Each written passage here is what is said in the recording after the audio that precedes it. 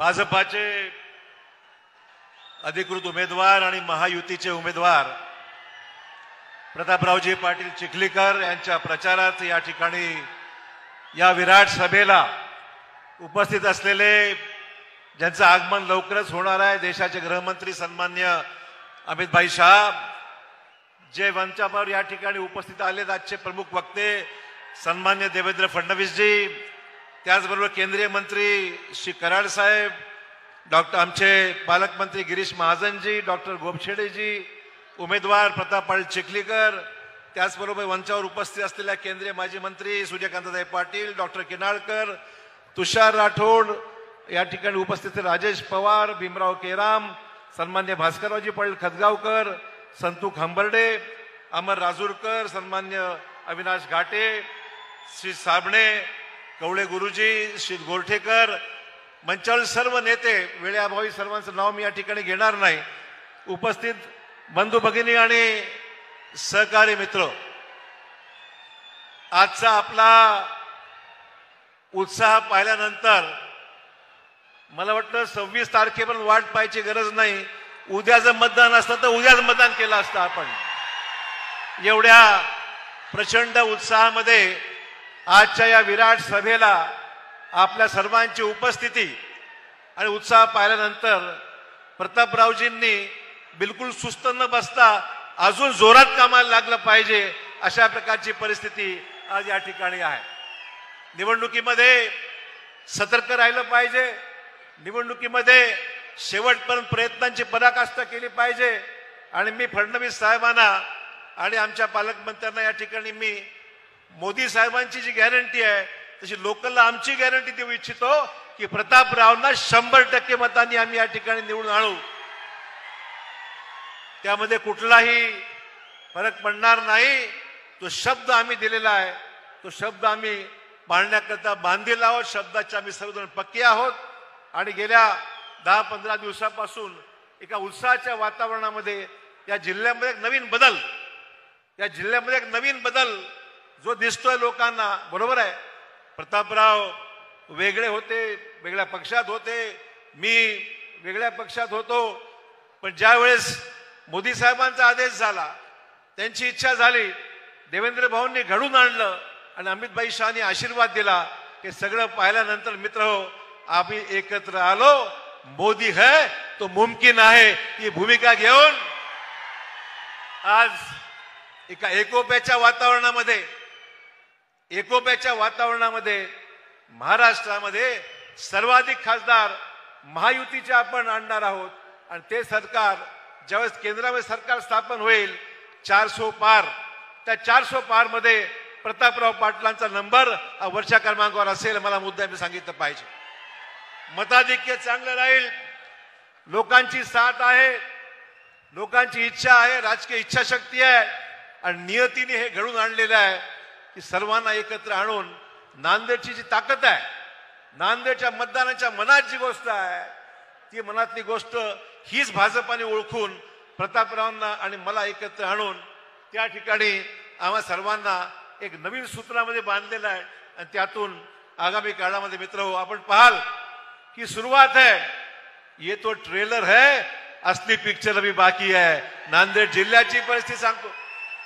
येणारा विधानसभा, येणारा जिल्हा परिषदा, येणारा नगरपालिका, पंचायत समितीच्या निवडणुका, महाराष्ट्रामधली महायुती, देशामधलं एनडीए, सर्व आम्ही एकत्र येऊन एक परिसर, सर्वांना न्याय, कोणी जुनं कोणी नवीन असा विषयच राहणार नाही.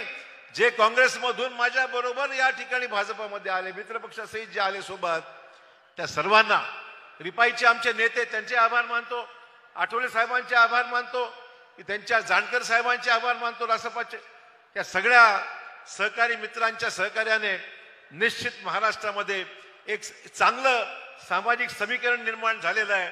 आणि या समीकरणातून मित्र हो आपण पाहाल एका चांगल्या वातावरणात मित्र हो आपल्याला ही निवडणूक जिंकायची आहे, ही निवडणूक जिंकायची आहे. आणि या निवडणुकीमध्ये आपण पाहाल एक वेगळं वातावरण निर्माण होत चाललेलं आहे. मला विनंती माझ्या बांधवांना मुद्दाम करायची आहे. एका प्रकारचं वातावरण निर्माण केलं जातं ज्याचा पंतप्रधानांनी काल खुलासा केला. काल देवेंद्र भाऊंनी खुलासा केला, नितीन गडकरींनी खुलासा केला, अपप्रचार असा सुरू केलेला आहे की संविधानामध्ये बदल करण्याकरता यांना बहुमत पाहिजे आहे. मित्रहो, सुप्रीम कोर्टाचं जजमेंट आहे, सुप्रीम देशाच्या सर्वोच्च न्यायालयाचं जजमेंट आहे आणि ज्या जजमेंटमध्ये म्हटलेलं आहे की आपण संविधानाचा मूळ गाभा बदलू शकत नाही. आम्ही सर्वोच्च न्यायालयाला मानणारे आहोत आणि संविधानावर विश्वास ठेवणारे आहोत. संविधान घेऊनच आम्ही शपथ घेतो, हे मुद्दा मी या ठिकाणी सांगितलं पाहिजे. अपप्रचार सुरू केलेला आहे. इंडीमधले जे लोक आहेत त्यांनी हा अपप्रचार मुद्दा म्हणून सुरू केलेला आहे आणि आमच्या दलित बांधवांना, मागासवर्गीय समाजाला दिशाभूल करण्याचं काम चालू आहे. पण मी या ठिकाणी शपथ घेऊन सांगतो की संविधानाला कुठलाही धक्का लागणार नाही. संविधान आमचं सर्वोच्च आहे आणि त्याच्यामध्ये कुठल्याही प्रकारचा बदल भारतीय जनता पक्ष करणार नाही म्हणजे नाही, हे मुद्दाम आवर्जून ठोकपणे या सगळ्यांना सांगितलं पाहिजे. अपप्रचाराचा भाग आहे, अपप्रचाराचा भाग आहे आणि म्हणून हा सगळा मुद्दाम खटाटोप चालू आहे की मताचं विभाजन कसं करायचं आहे, त्याकरता हा प्रयत्न मुद्दा होऊन मित्र सुरू आहे. आजचा दिवस एक शुभ दिवस आहे. महात्मा ज्योतिबा फुलेंची आज जयंती आहे. समतेचे पुरस्कर्ते, देशामध्ये समता, सामाजिक समता राबवणारे महात्मा ज्योतिबा फुले यांची जयंती आहे आणि त्याचबरोबर रमजान ईद सुद्धा आहे. रमजान ईदच्या शुभेच्छा सुद्धा या ठिकाणी मित्र व्यक्त करतो की ज्या माध्यमातून निश्चितच देशामधल्या तमाम मुस्लिम बांधवांना आणि हिंदू बांधवांना, ओबीसींना, सर्वांना एका एकोप्याच्या वातावरणामध्ये बांधण्याचं काम आपल्याला आगामी काळावर करायचं आहे. ही निवडणूक कशा करताय, मला मित्र मुद्दाम आवडून सांगितलं पाहिजे. ही निवडणूक भाजपा लढते आहे ती विकासाच्या मुद्द्यावर लढते आहे का? कोणा पंतप्रधानांच्या भाषणामध्ये कुठे व्यक्तिगत टीका आहे का? अजिबात नाही. समोरून कोणी बोलल्यानंतर उत्तर द्यावं लागतं, हा भाग वेगळा. पण पंतप्रधानांच्या एकंदरीत भाषेमध्ये, फडणवीस साहेबांच्या भाषणामध्ये, अजितदादांच्या भाषणामध्ये, त्या ठिकाणी आणि एकनाथ शिंदेच्या भाषणामध्ये आपण पाहाल की विकासात्मक कामासंदर्भामध्ये एका प्रकारची गॅरंटी मोदी साहेबांची गॅरंटी आहे. मित्रहो, हल्ली गॅरंटीचं पेव खूप सुटलंय. उठसूट कोणी गॅरंटी घेत आहे, पण मित्रहो, देशाच्या पंतप्रधानांनी घेतलेली गॅरंटी म्हणजे देशातली सर्वोच्च गॅरंटी आहे.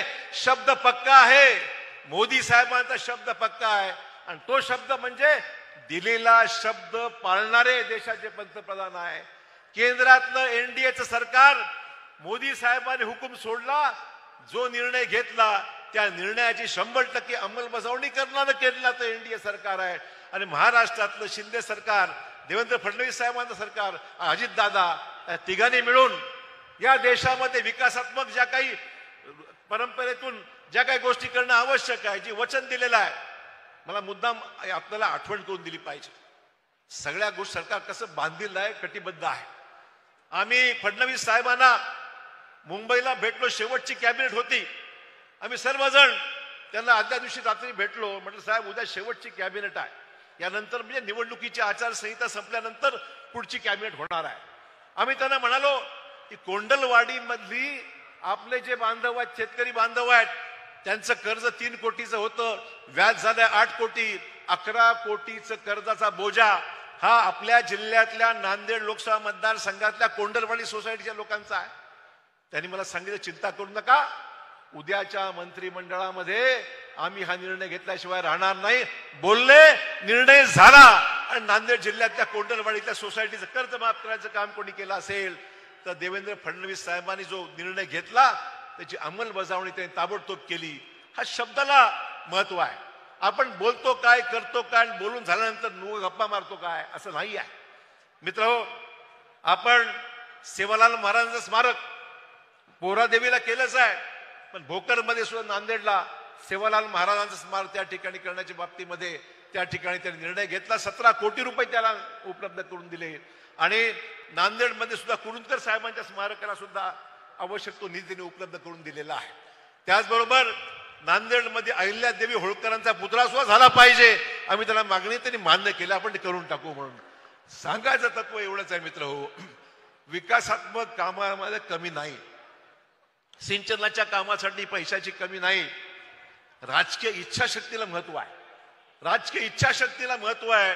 आपण जे बोलतो ते कृतीमध्ये आणण्या इतपत लोकांना विश्वास राहिला पाहिजे. हल्ली घोषणा खूप होतात, आपण पाहतोय. आमचे नाना पटोले काही बोलतात, पण बोलून त्याची अंमलबजावणी होते का?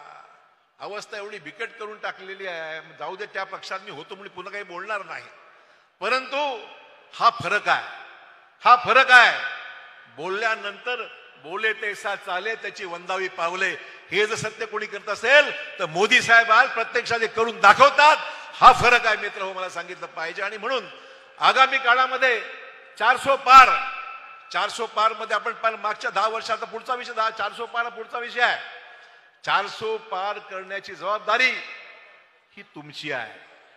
मोदी त्यांनी सांगितल्या गोष्टी आपल्याला, विकसित भारत, विकसित महाराष्ट्र आणि 400 पार. अबकी बार 400 पार.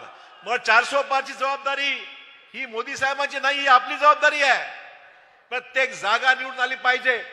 नांदेड सहित महाराष्ट्रातल्या महायुतीच्या जागा सर्वच्या सर्व निवडून आल्या तर 400 मध्ये त्याची भर पडणार आहे. 400 मध्ये भर पडणारे मतदान तुम्हाला करायचंय, विनंती आम्ही करत आहोत. आणि आपण कुठेतरी स्थानिक गोष्टीमध्ये अडकून गेलो, जातीपातीच्या राजकारणात अडकून गेलो, गडबाजीमध्ये अडकून गेलो तर मात्र नुकसान होईल. आणि पुढील 5 वर्ष आपल्याला वाट पाहावी लागेल. अरे अभी तो गलती हो गया, अभी तो गलती हो गया. मागच्या वेळेस तुम्ही माझ्या विरुद्ध प्रतापराव निवडून दिलं.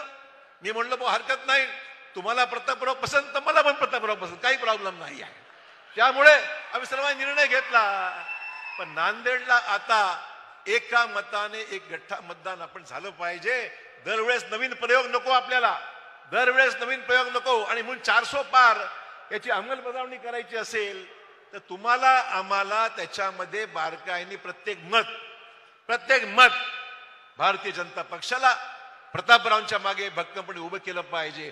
आणि विकसित भारतची जी कल्पना आहे ती मोदी साहेबांनी त्या ठिकाणी उल्लेख केला आहे. आणि मला सांगायचं आहे मित्र हो, विकसित भारत 400 पार केलं की विकसित भारत होणार म्हणजे होणार, विकसित महाराष्ट्र होणार म्हणजे होणार. आणि विकसित नांदेड सुला झाल्याशिवाय राहणार नाही, ही गॅरंटी मोदी साहेबांची मित्र हो. आणि म्हणून या सगळ्या गोष्टीकडे तुम्ही आम्ही थोडं गांभीर्याने या सगळ्या गोष्टीकडे पाहिलं पाहिजे. हा सिनेमा नाही, सकाळी एक पाहिला आणि संध्याकाळी दुसरा पाहिला असा विषय इतका सोपा नाही आहे.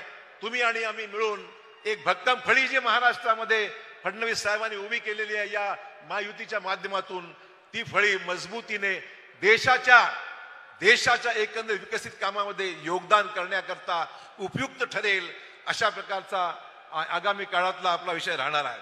मित्रहो, आपण पाहतोय मोदी साहेबांनी पायाभूत सुविधा देशामध्ये दिल्या. मोदी साहेबांनी पायाभूत सुविधा देशामध्ये दिल्या. रस्ते झाले, गडकरी साहेबांच्या प्रयत्नाने नॅशनल हायवे झाले, आपल्या जिल्ह्यात सुद्धा नॅशनल हायवे झाले, पूल झाले, विमान सेवा सुरू झाली. बघा, आपण नांदेडची विमान सेवा मध्यंतरी बंद होती, फडणवीस साहेब आणि अमित शहा साहेबांनी सांगितलं आणि नांदेडची विमान सेवा सुरू झाली की नाही. हे फक्तच घडलं कशामुळे, ते केंद्रामध्ये आपलं सरकार आहे म्हणून ते घडलं. तीर्थक्षेत्र विकास जर पाहिलं, अयोध्या बघा, श्रीराम मंदिराचा त्या ठिकाणी झालेला परिसराचा विकसित कसं झालंय बघा. आपण वाराणसी बघा कशा पण झालं. माहूरचं काम सुद्धा त्याच धर्तीवर होणार आहे. अशा पद्धतीने आमचा प्रयत्न सुरू आहे मित्र. तीर्थक्षेत्रांचा विकास, ज्या ठिकाणी लाखो नागरिक दर्शनाला जातात, आपली भक्ती, आपली आस्था, आपलं त्या ठिकाणी आपण मत व्यक्त करतो. आणि त्यामुळे मित्र मुद्दा एवढाच आहे, अमित शहा साहेबांचं आगमन झालेलं आहे. विकसित भारताच्या कल्पना, सामाजिक न्यायाच्या योजना, राष्ट्रीय आंतरराष्ट्रीय पातळीवर देशाचं झालेलं नाव हे मोदी साहेबांचं कर्तृत्व आहे की ज्याच्यामुळे मूड ऑफ द नेशन, देशातला मूड असाच आहे की आता बाकी काही पाहायचंच नाही, आम्हाला बाकी काही पाहायचंच नाहीये. मोदी साहेबांचं नेतृत्व जागतिक नेतृत्व आहे, जगामध्ये मान्यताच्या नेतृत्वाला आहे. त्याला आपल्याला आगामी काळामध्ये फार जोरदारपणे ताकद द्यायची आहे. आणि म्हणून आपल्याकडे असलेली जी शक्ती आहे ती पूर्णपणे बहुमताकडे जाण्याच्या बाबतीमध्ये आपण सर्वांनी प्रयत्न केला पाहिजे. मित्र, शेवटचा मुद्दा मला सांगायचा आहे. मित्र, आमचे सर्वांचे प्रयत्न आहे की महाराष्ट्रामध्ये मराठा समाजाला आरक्षण मिळालं पाहिजे, ही आमची भूमिका आहे। आणि आदरणीय फडणवीस साहेबांनी, आदरणीय एकनाथ शिंदे साहेबांनी 10% आरक्षणाचा निर्णय घेतला। 10% आरक्षणाचा निर्णय लागू झाला, अडचण कुठे नाही। आणि दुसरा गोष्ट म्हणजे ज्यांच्याकडे कुणबी दाखले आहेत, जुने वंशकालीन त्यांचं जे काय असेल त्याप्रमाणे त्यांना ओबी सर्टिफिकेट देण्यात आलेलं आहे। आणि त्याचबरोबर आज आपण पाहतोय की सगळ्या सोयऱ्यांचा विषय सुद्धा अधिसूचना काढून त्याच्यावर ऑब्जेक्शन मागवले आहेत। विषय संपल्यानंतर त्याही नंतर तो विषय मार्गी लागेल। आपल्या ही निवडणुकीची आचारसंहिता संपल्यानंतर हाही विषय मार्गी लागल्याशिवाय राहणार नाही। आणि म्हणून मित्रो, आपल्याला काळजी करायची गरज नाही आहे। केंद्र सरकार आपल्या बरोबर आहेत, अमित शाह साहेब आपल्या बरोबर आहेत, मोदी साहेब आपल्या बरोबर आहेत, देवेंद्रजी, एकनाथ शिंदे, अजित पवार आपल्या सोबत आहेत। या सर्वांच्या संयुक्त प्रयत्नातून मराठा आरक्षण 100% अंमलबजावणी होण्याशिवाय राहणार नाही, हे मुद्दा सांगायचं मित्र। अधिक वेळ मी घेत नाही। आपल्याला देवेंद्र फडणवीस आणि अमित शाह साहेबांना ऐकायच्यामुळे मी पुनश्च एकदा अमित शाह साहेबांचं नांदेडमध्ये मनपूर्वक स्वागत करतो, देवेंद्रजींचं स्वागत करतो आणि प्रतापरावांना शुभेच्छा देऊन आपली रजा घेतो। जय हिंद, जय महाराष्ट्र।